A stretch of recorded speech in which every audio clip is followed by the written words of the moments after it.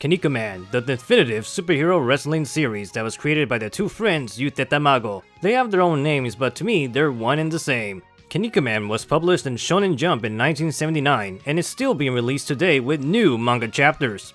Its popularity in Japan has led to a dynamic holiday, being every Friday 29th is Kinnikuman Day. But this time, the holiday landed on October, so things will be spooky. I painstakingly searched for 10 of the scariest moments of the series. Yes, this goofy looking battle shonen has managed to create frightful imagery and bodily harm. My name is Alex and join me in my exploration of Kinnikuman Top 10 Scariest Moments.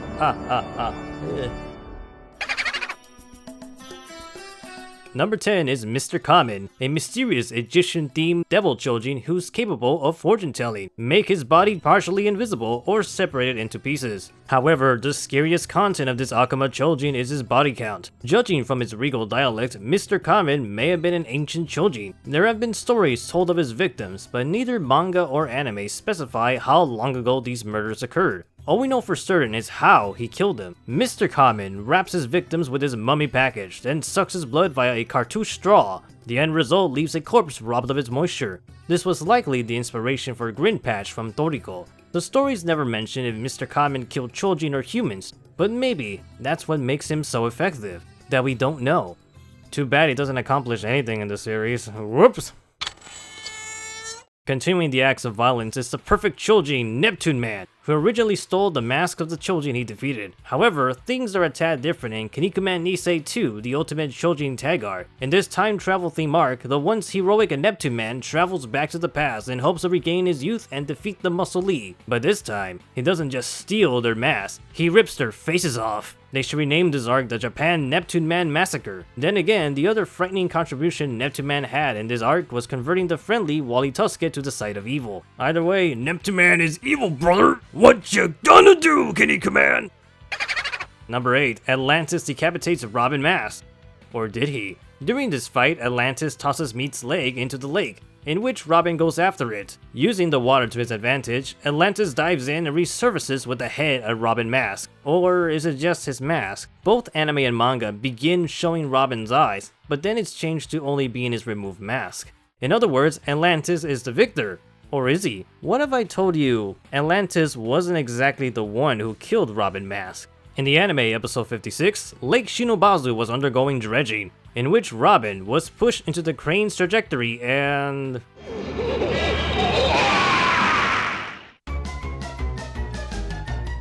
Number 7. Ashuraman's Friendship Dolls. Friendship?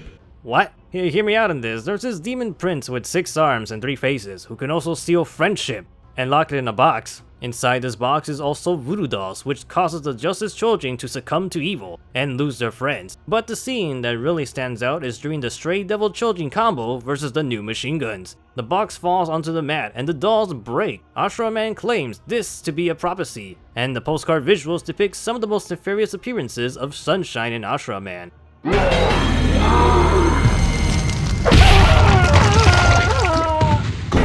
Wins. Flawless victory. Fatality.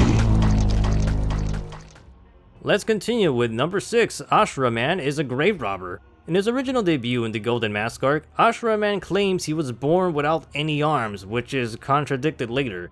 But the point of this introductory scene is Ashuraman's capability of stealing the arms of other Choujin, whether alive or dead. While Ashuraman was in the mound of bodies, he stole the arms of recently killed Akuma Choujin. This ability, while strange, is very sacrilegious as he disturbs the dead. Ashuraman is both Dr. Frankenstein and the monster.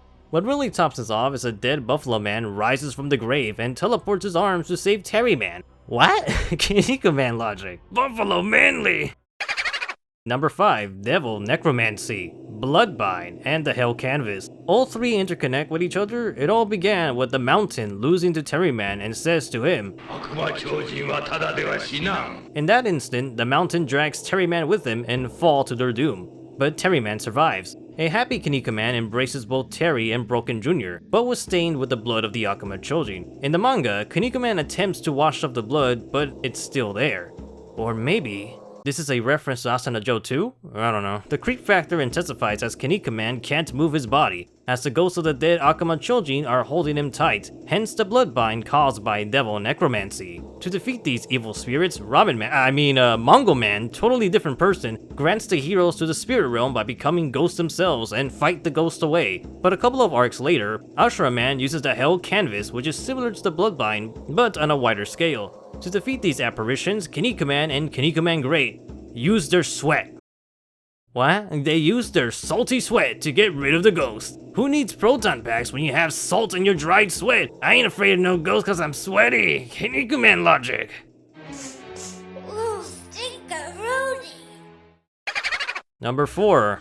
Buffaloman prays to Satan.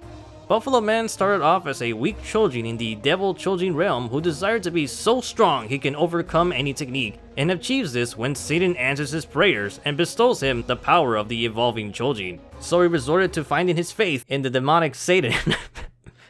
With every Choujin he defeats, he gains 10,000 power levels. Buffaloman eventually gained the power level of over 10 million. While the power-up isn't the real focus, his revelation will never be forgotten.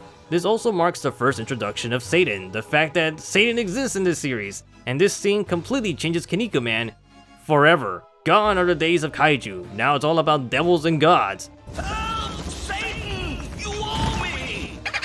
Number 3. Devil Knights behead Akuma Choujin / Satan is real. The Golden Mask arc begins with a mighty impact with the appearances of new villains, being the 6 Devil Knights.